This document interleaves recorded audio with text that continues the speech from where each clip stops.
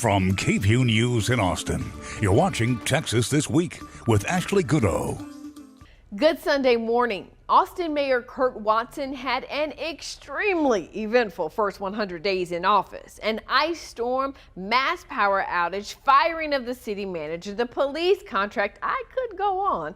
We look back at his first days in office, but first, let's get a look at the 3 things you need to know in Texas politics. Nearly 11 months after the Uvalde school shooting, the Texas Senate unanimously passed a bill Wednesday aimed at increasing school safety. Senate Bill 11 would change the school safety allotment from attendance-based funding to a set amount per campus between $15,000 and $16,800.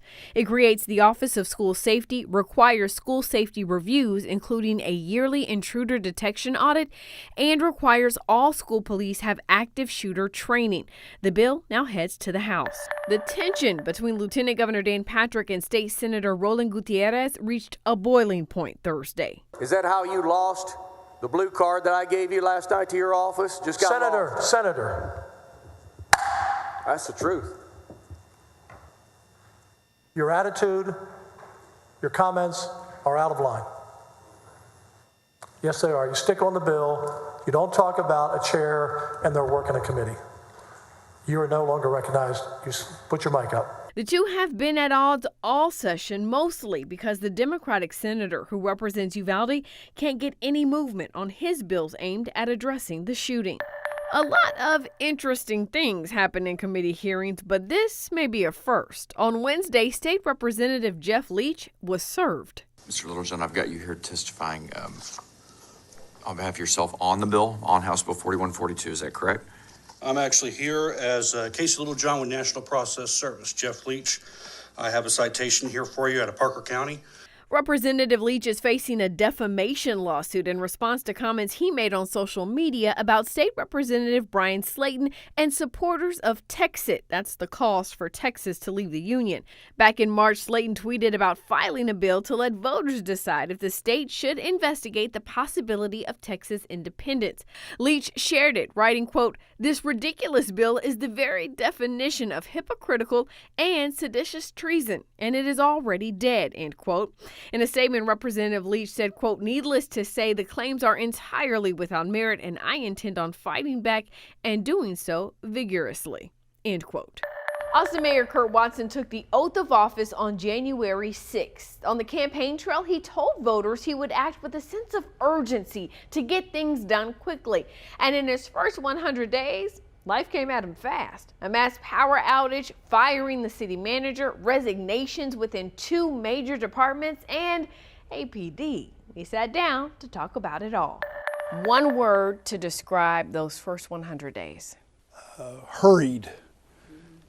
The other one would probably be happy. A happy 100 days and a hurried 100 days. Yeah, why hurried? Well, I ran saying that we needed to make some changes at City Hall and there needed to be a sense of urgency about it. And we have moved with a sense of urgency on trying to make local government work better, including in a fairly rapid fashion, changing city managers, which has resulted in a significant reorganization of the City Hall and folks at City Hall. Today we have someone different at the head of Austin Energy and someone different at the head of the airport.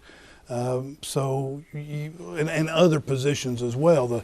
The assistant city manager for public safety is a former acting chief of police, and so a significant number of changes have been made. And there are other things like the need to speed up our site planning process so that we can get permits for building, especially with regard to affordable housing. One of the realities that came from that winter storm was the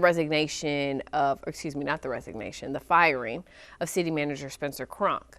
Why was it necessary for him to leave? Well, it wasn't just because of that. There were other reasons, and that ended up happening. Although that was a very obvious moment, and we were able to, like I said a minute ago, that was one of those things that highlighted some of the problems that we had at City Hall. And it included things like with regard to how he presented the police contract.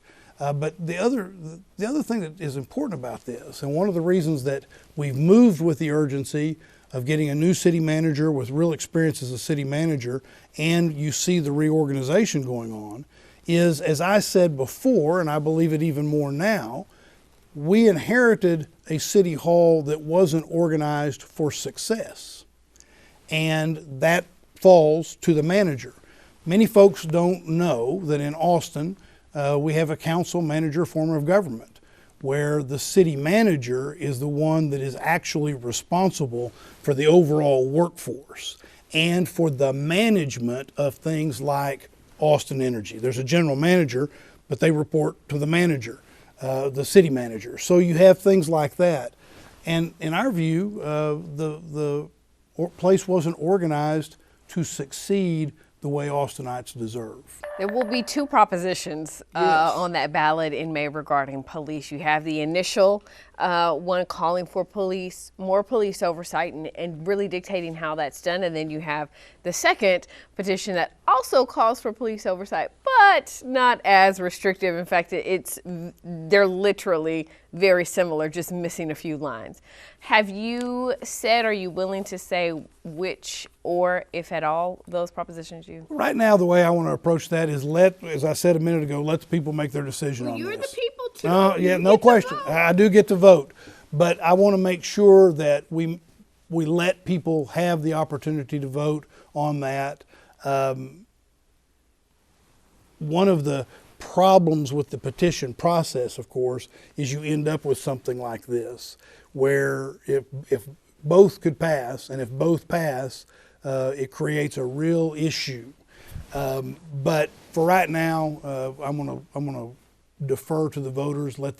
I ask them all, please spend time learning about those propositions and making your decision. You know, I know we're only 100 days into this 730-day challenge for you. Oh, I didn't count. I didn't know.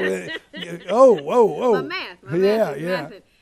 Is it too soon to ask? I don't think so. Do you still believe? Yes, it's too soon. It's too soon. Yeah. See, I even know what the question is. I asked you this when you were running and you answered. Do you still think you'll seek a second? Oh, my anticipation is that I will, yes. Yeah, I tease about it, but yeah, just then I'm teasing. But yeah, I mean, it's let me put it to you this way. Being mayor of Austin is truly a unique and wonderful position to be in if you want to serve, if you want to, I said this during the campaign, if you want to get some dirt under your fingernails and actually be doing the service.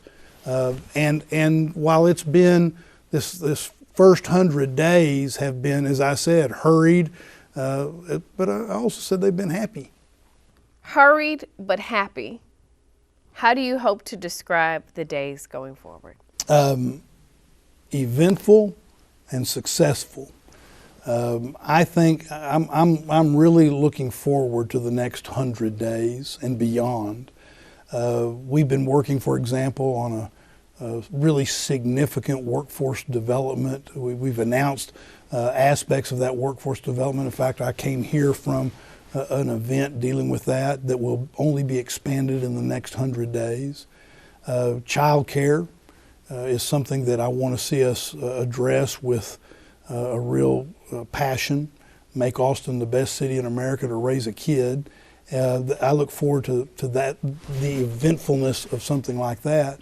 In the next few weeks, we'll be announcing a program related to how we address some of our friends and neighbors that are living homeless that will make a real difference in the community. So eventful, and then with a high degree of success. But I don't want us to lose that urgency, because I think that is something that we desperately need right now. We're a big city now. Whether we like it or not, we're a big city. And we have some big city needs that we need to address pretty quickly. You can watch my full interview with Mayor Watson right now on KVUE Plus, available on Amazon Fire and Roku or the KVUE YouTube page. Now it is time for